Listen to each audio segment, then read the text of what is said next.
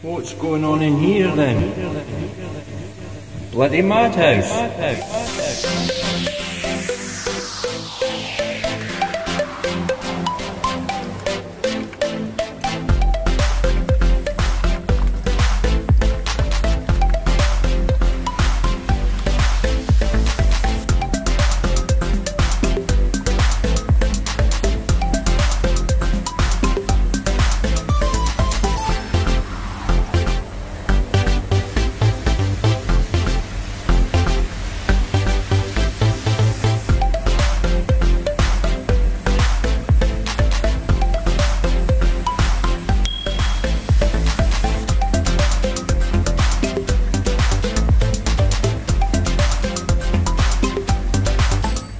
What's going on in here then?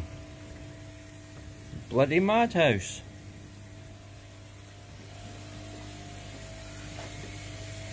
Fittings, bloody pipe work, valves, controller units, drills, rubber boots,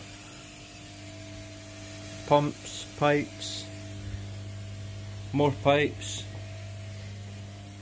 Actually, my 1-inch pressure pipe has showed up from Absolute Koi. Great service again from Darren.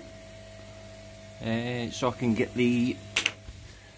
that is for wiring up the high pressure pump for cleaning the drum screen, which I'm not going to show you because I've got all that crap on top. We're already set up really.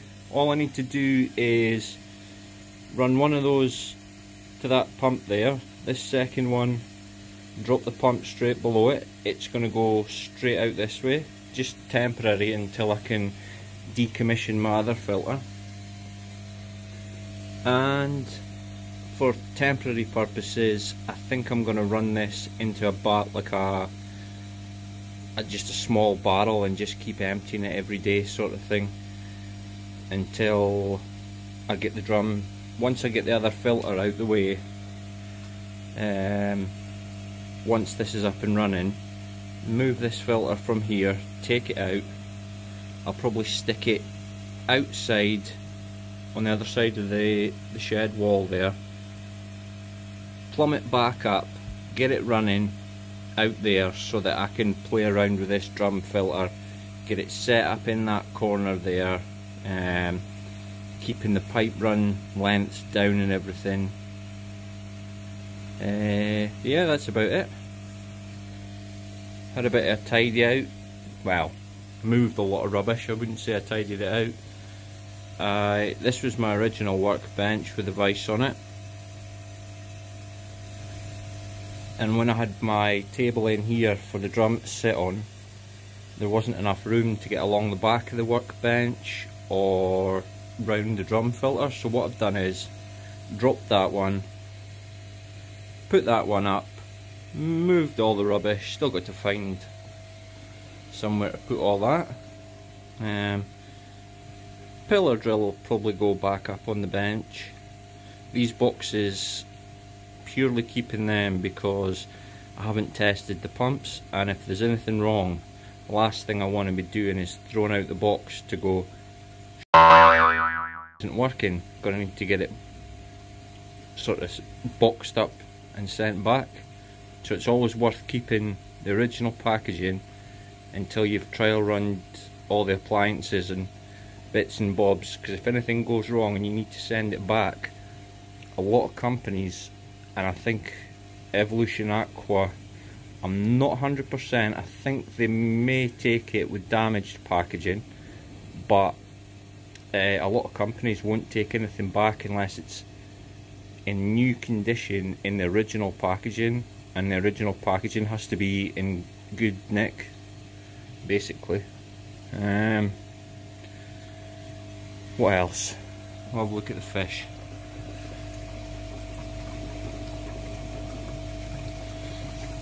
That jag's coming on nicely. I can't wait to get my measuring bowl, get it out and give it a measure, but I'm guessing they're all around the sort of 30cm mark. A couple of smaller ones that are maybe about 15, but yeah, I mean, where is he? That dark shag at the back there, I would say he's the longest. Where's he gone? He doesn't like the camera anyway. Is that him? It's hard to tell looking through the camera. Yeah, that's him down there. He's definitely the longest, and then the Karashi guys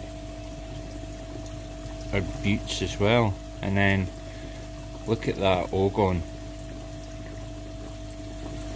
That Ogon is absolutely chunk. I'm hoping it starts to put a bit of length on as well. It just went out the way compared to the others. The others have sort of filled out nicely. They've went long and then started to fill out, whereas that one, it's a bit short and dumpy, but never know. We'll see how they go anyway, and we'll follow the progress. If you've seen my last upload, my koi shorts, I actually moved one to the main pond, and it settled in nicely. It's coming straight up for food within sort of 15 minutes. Put it in, give it a chance to explore, fed the fish, and it was first up actually, which is great to see. And they were having fun chasing each other around the pond, so I would show you the pond, but it's under cover at the moment, and the covers are stapled down, so, and they will be staying stapled down until that big yellow thing in the sky warms temperatures up to sort of above 15 degrees consistently. Otherwise I'm just going to be wasting heat and power. I'm currently heated in the main pond to, I'm at 20 degrees just now.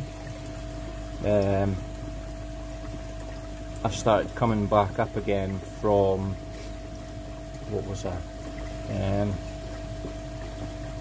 Just before Christmas I was sitting at 15 degrees outside, and then every couple of days I've just been knocking it up sort of half a degree since then, and just held it at 20 just now, and then I'm going to wait until the weather warms up a bit and then crack it up to 23 and try and hold it there throughout the summer. But what a difference with the air source heat pump. You can just see the back it just out there. When we had all that hard frost and it was like -5 some nights and stuff, even as low as minus, I think it got as low as -15 in my local area, and the heat pump was probably on every sort of 2 to 3 hours for about 45 minutes at a time, which obviously was consuming quite a bit of electricity, but not as much as what it would with an electric heater. In fact, nowhere near as much as what it would with an electric heater. It's been great now that the weather's warmed up. It's maybe coming on 2 times through the day, and then maybe another 2 or 3 times through the night, because at night time the temperature's still getting down to sort of, well, we had I think just yesterday, I think it was a low of 1 degree through the night, so the temperatures are up and down like a yo-yo at the moment. So as soon as the weather goes up, it should cut down on the running cost and also help keep the pond sort of warmer for longer, or something like that. Anyway, it's enough waffling on. I'll catch you in a bit once I've got some more tidying up done. Cheers guys. Well, that's 1.5 inch return wired up, well plumbed up, sorry. Ball valve at the lowest point. Demountables on the pump.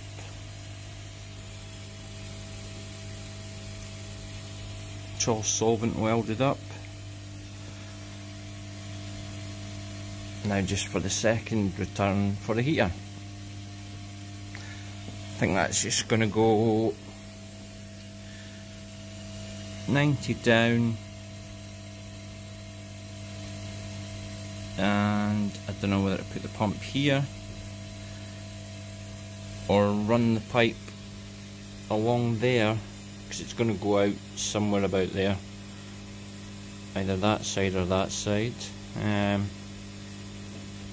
Probably this side.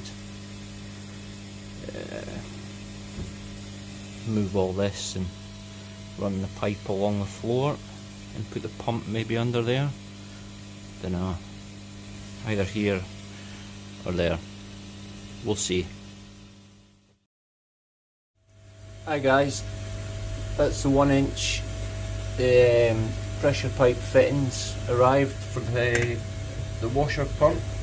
So just going to stick some PTFE tape on these, get them whacked in, get them plumbed up to the drum. Unfortunately, I'm going to have to drill a hole through the drum to fit the tank connector for the water supply for this pump. Shame to drill through an expensive piece of kit, but needs must, I suppose. Let's crack on.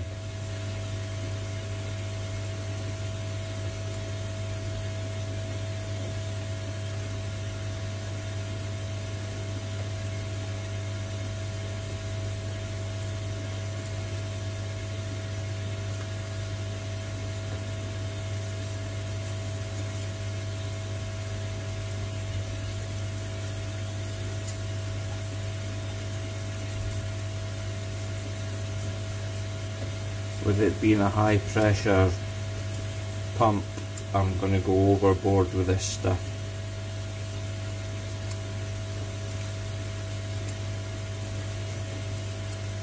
Sort of taper it so that it gets a good seat when it goes in. One more just for good luck.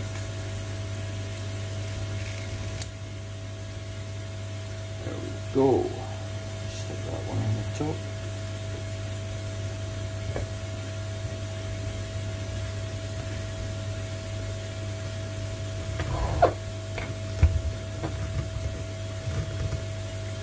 Give that just a little tiny nip. Not actually. It's just because it's so small it's hard to grip, so I'm just going to use this adjustable spanner just to give it a nip rather than tighten it in. The last thing I would want was for that to go snap in there.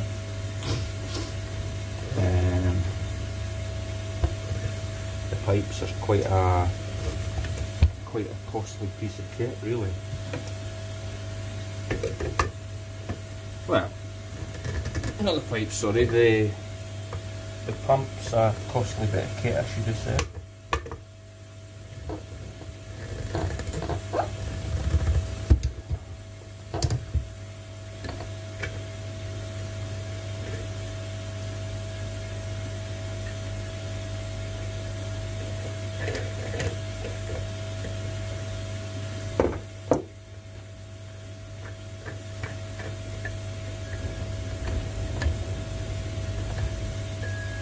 Go. Pushing this one before I get it on there now.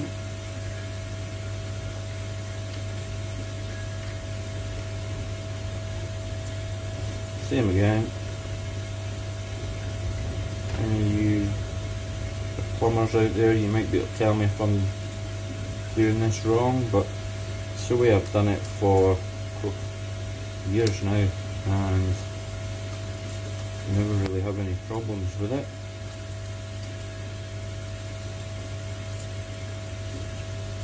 I'm sure there is a a right and wrong way to do it.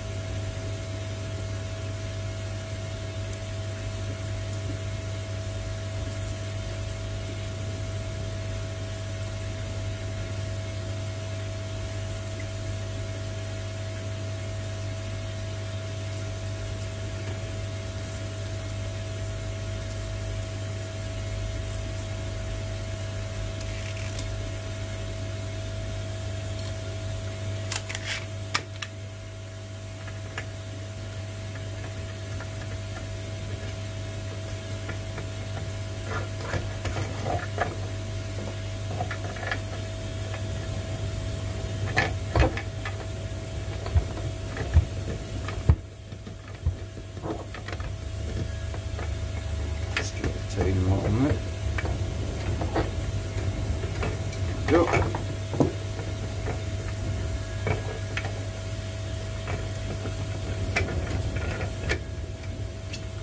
It's ready for the pipe. Now, this one is for the drum. So what I'll do is I've already PTFE'd up the fitting over there, so what I'll do is I'll pop over and show you fitting this.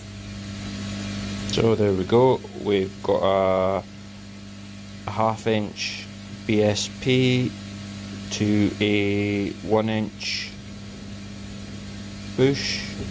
It's just lifts off.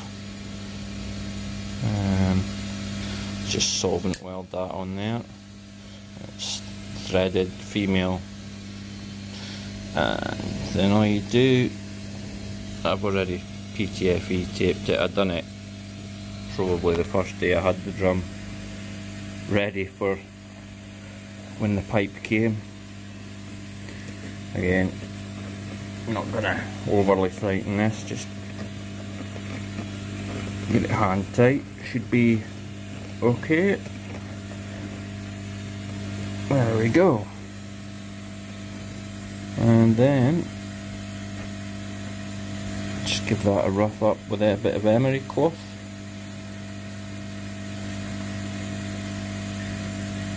Fit the reducer, glue it. Bob's your uncle. So this is where I'm at. Got my two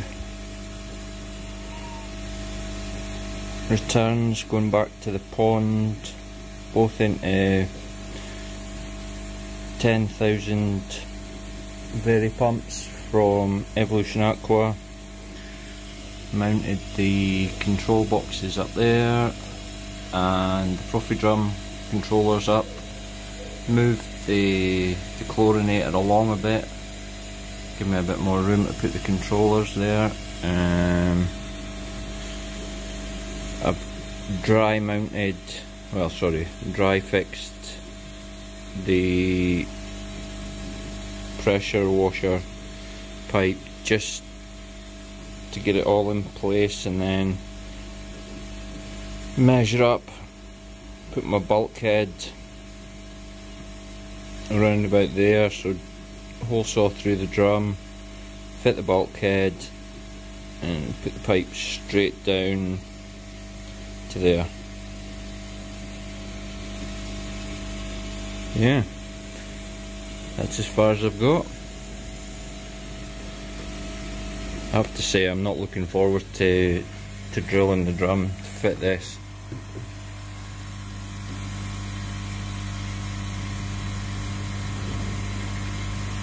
What can you do though? Let's have a little look in the Easy Pod.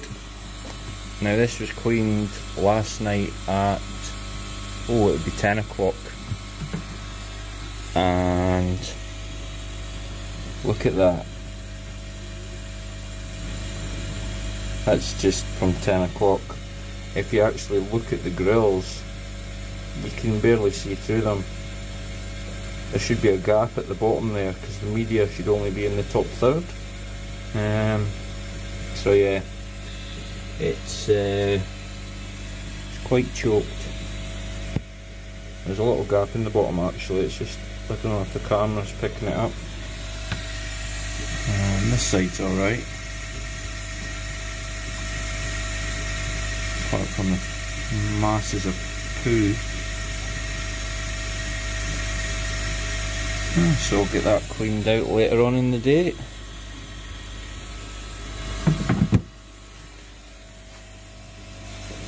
Yeah, so my hole is going to need to go in here somewhere with the bulkhead. It says in the manual they recommend drilling the bottom.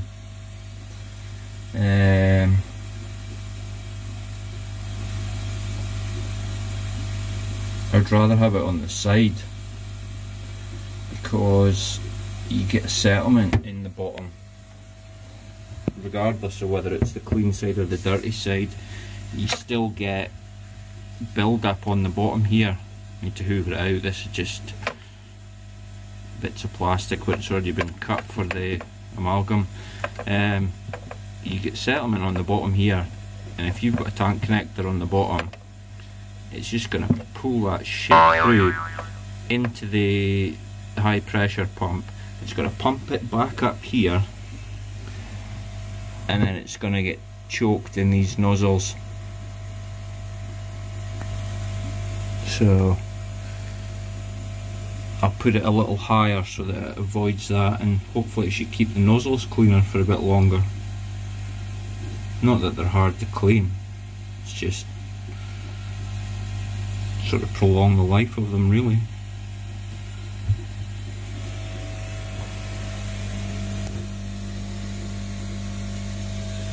And there's the probes and the LLP switch.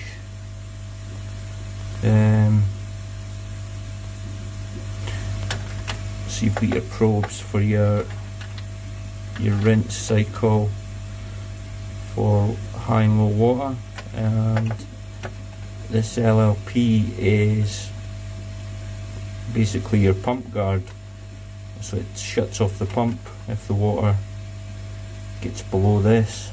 So yeah, I just need to, you don't connect this up until you get the drum up and running and you get the probes set first.